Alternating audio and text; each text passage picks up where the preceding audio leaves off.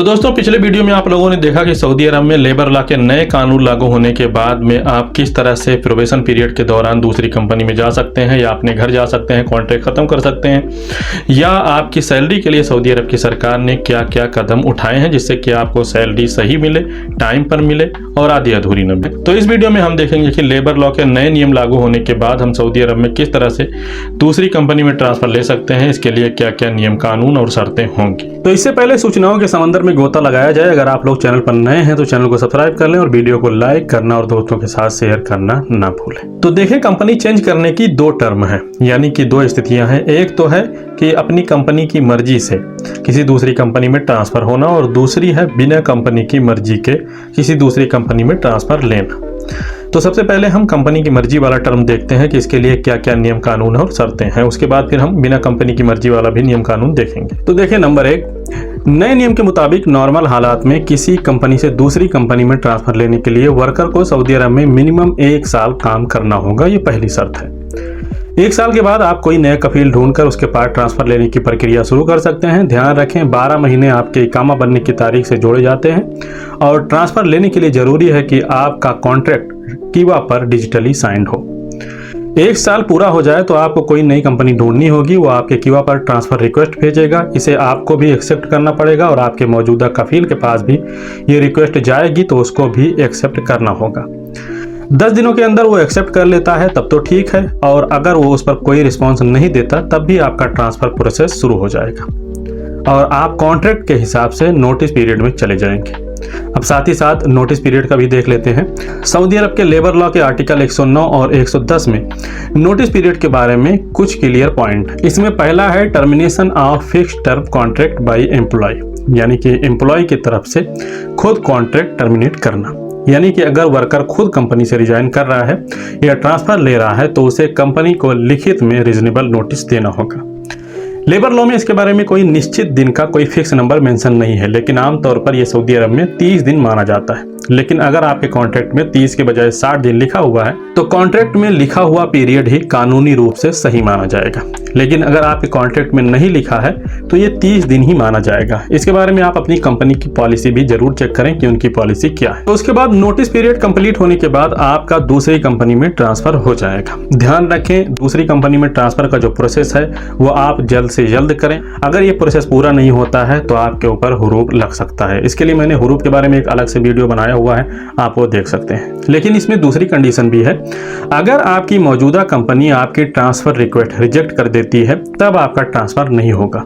यानी कि अगर आपका और कंपनी के दरमियान सब कुछ ठीक ठाक है, कंपनी कोई वायलेशन नहीं करती है, तब कंपनी की सहमति के बगैर आपका ट्रांसफर नहीं होगा। कुछ कंपनियां जब वर्कर कॉन्ट्रैक्ट के बीच में कंपनी छोड़ता है तो पैसे मांगती हैं, तो इसका भी कानून सऊदी अरब के लेबर लॉ के आर्टिकल नंबर 77 में मौजूद है। सऊदी अरब के लेबर लॉ का आर्टिकल 77 ये तय करता है कि अगर वर्कर या एम्प्लॉयर में से कोई भी बिना किसी वैध रीजन, यानी कि विदाउट ए वैलिड रीजन के कॉन्ट्रैक्ट बीच में खत्म करता है तो उसे दूसरे पक्ष को, दूसरे फरीक को मुआवजा कंपनसेशन देना पड़ेगा।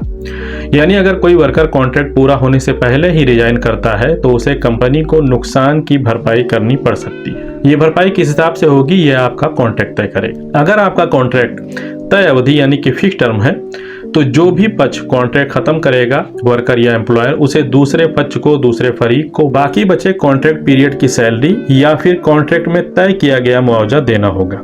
यानी अगर कॉन्ट्रैक्ट में यह लिखा है कि वर्कर या कंपनी बिना किसी वैलिड रीजन के कॉन्ट्रैक्ट खत्म करेगा तो इतना पैसा देना पड़ेगा, तब तो जितना लिखा है उतना ही देना है।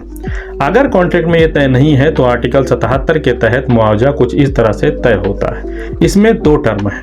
नंबर 1 है फिक्स टर्म कॉन्ट्रैक्ट में जिस दिन आपने कॉन्ट्रैक्ट खत्म किया उसके आगे बाकी बचे महीनों की पूरी सैलरी मुआवजे के रूप में देनी पड़ सकती है।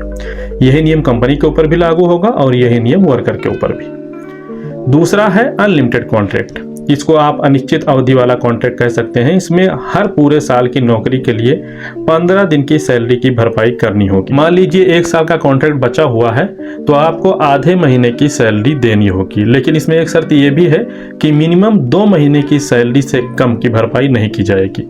तो ये समझ लें कि अनलिमिटेड कॉन्ट्रैक्ट में 2 महीने की सैलरी ही भरपाई के रूप में देनी होगी। अब इसमें वैलिड रीजन या वैध कारण क्या क्या है जिसकी वजह से अगर आप कॉन्ट्रैक्ट के बीच में आप नौकरी छोड़ते हैं तो आपको कंपनी को कंपनसेशन नहीं देना पड़ेगा। आपको सैलरी टाइम पर नहीं मिल रही है, आपके साथ बुरा बर्ताव किया जा रहा है, बुरा व्यवहार किया जा रहा है, या एम्प्लॉयर कॉन्ट्रैक्ट की शर्तें तोड़ रहा है, तो ये वैध कारण माने जाएंगे और आपको कोई मुआवजा नहीं देना पड़ेगा। लेकिन अगर आप सिर्फ पर्सनल रीजन की वजह से या किसी और कंपनी में बेहतर ऑफर की वजह से कॉन्ट्रैक्ट छोड़ते हैं तो ये एक वैलिड रीजन नहीं माना जाएगा और तब आर्टिकल 77 लागू होगा।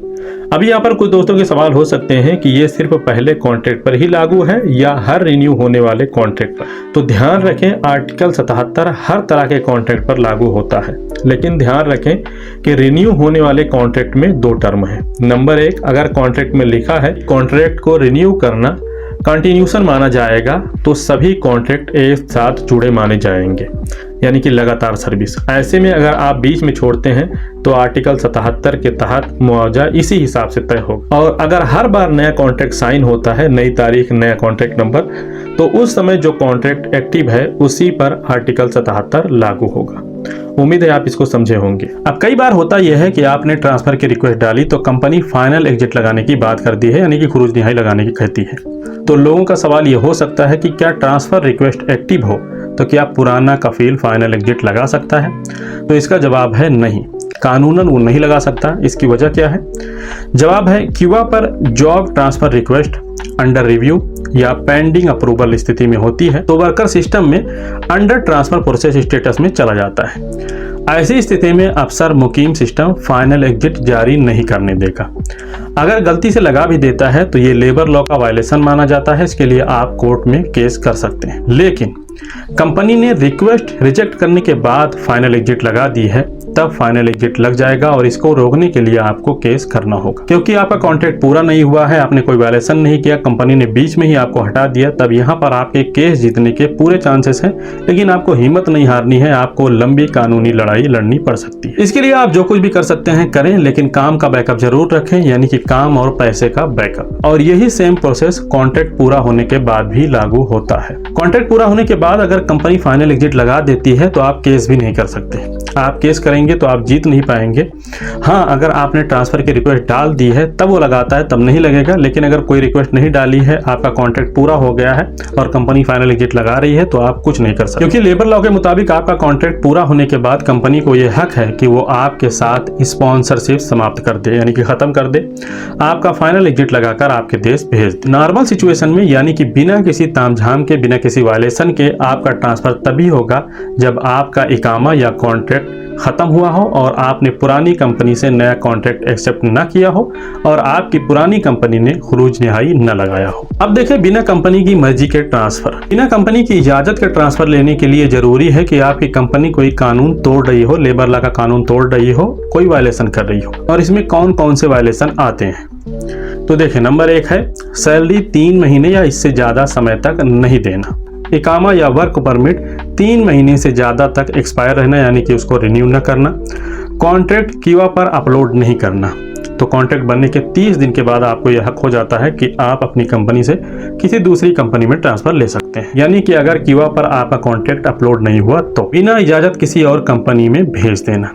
अब इसको भी ध्यान रखें कि अभी एक नया कानून आया हुआ है अजीर वाला, जिसमें कहा गया है कि एक कंपनी दूसरे कंपनी से वर्करों को ट्रांसफर कर सकती है और इसका जिम्मेदार उसकी मौजूदा कंपनी होगी। तो अगर आप ऐसा कोई कदम उठा रहे हैं तो ये जरूर देख लें कि आप हमेशा के लिए भेजे गए हैं या थोड़े दिन के लिए, क्योंकि थोड़े दिन वाला सिस्टम आ चुका है। नंबर 5, फाइनल एग्जिट लगाने की धमकी या गलत तरीके से फाइनल एग्जिट देना। इसके लिए आपको केस करना होगा, तब आप अपनी कंपनी बदल सकते हैं। कंपनी रेड में होना, इन हालात में जबकि आज सारी चीज ऑनलाइन है तो क्यूआ सिस्टम खुद ब खुद एम्प्लॉयर वायलेशन डिटेक्ट कर लेता है और ट्रांसफर बिना पुराने एम्प्लॉयर की मंजूरी के अप्रूव कर देता है। यह नियम सऊदी अरब के लेबर लॉ के आर्टिकल नंबर 81 के तहत आता है।